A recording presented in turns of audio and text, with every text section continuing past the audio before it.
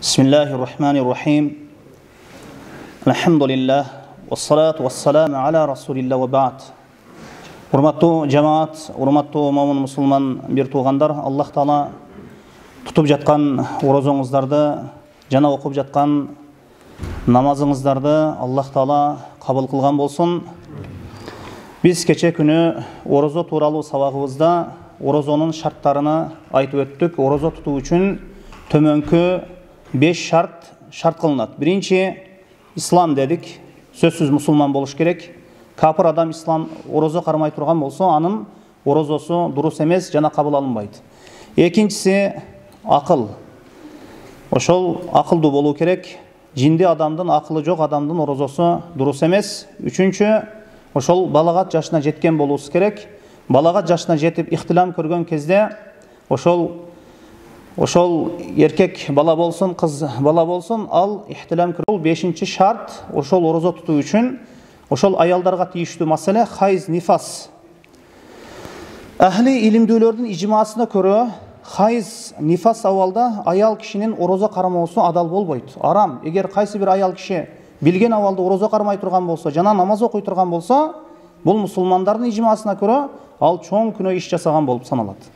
Эми хайз каны бул аялдардын адатына көрө ошол ай сайын келип тура турган кан. Ал эми нифас каны бул төрөттөн кийин келе турган кан. Эми мына ушул бир аял, анна имраатан саалат Айшата, бир аял Айша радияллаху анхадан сурайт экен.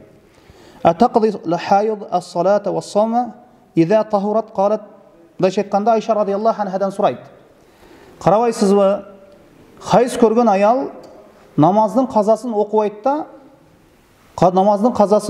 да, анан орозосунун казасын кармап берет.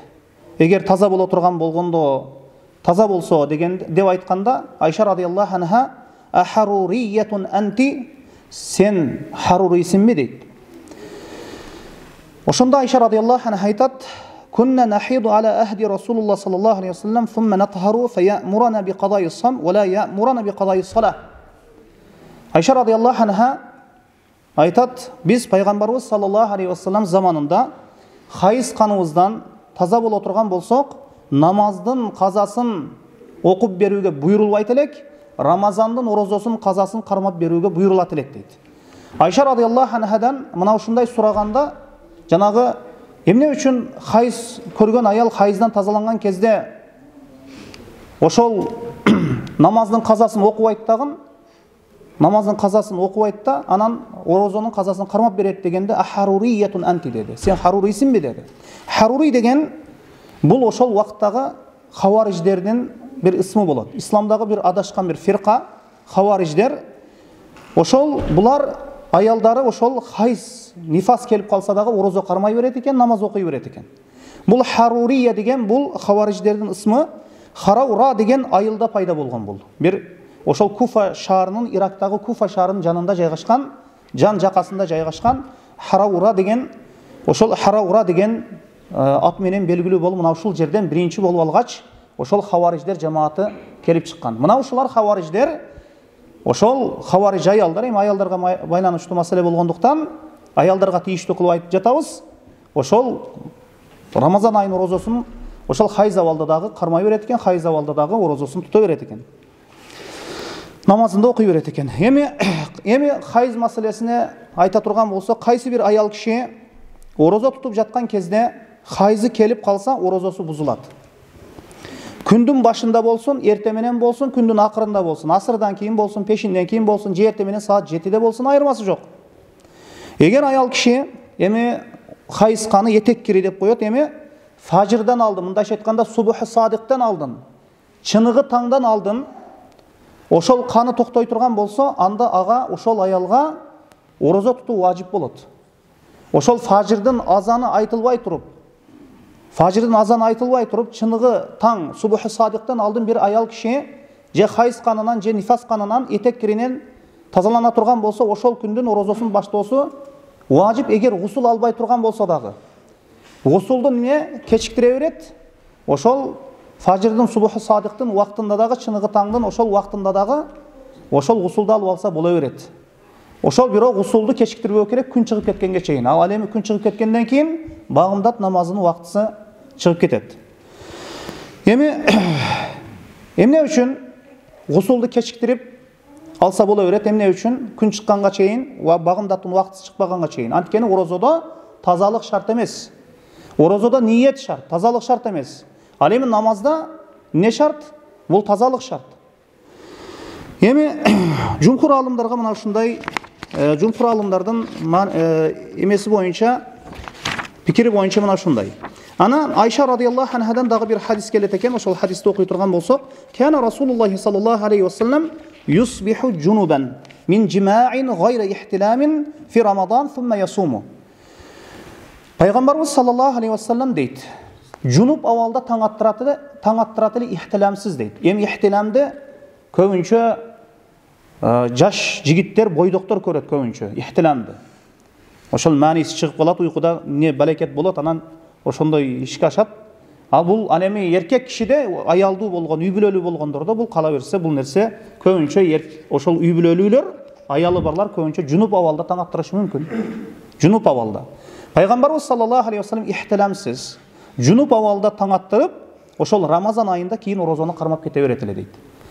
Эгер турсаңыз, мындайча айтканда жунупсуз, мындайча айтканда жунуп абалда, анан чай ичип жеп алуу керек. Анан жеп алдыңыз, ичип алдыңыз.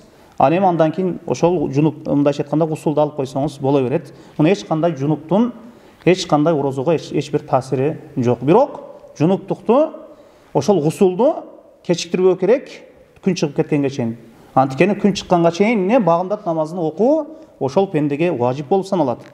Эми дагы бир маселе, эгер аял киши күн баткандан кийин хайзы келсе, ошол күнүн орозосу дурус. Бир аял киши күнү бою орозо кармады, анан күндүн батуусу менен бели ооруп, жанагы этеккери каны келди.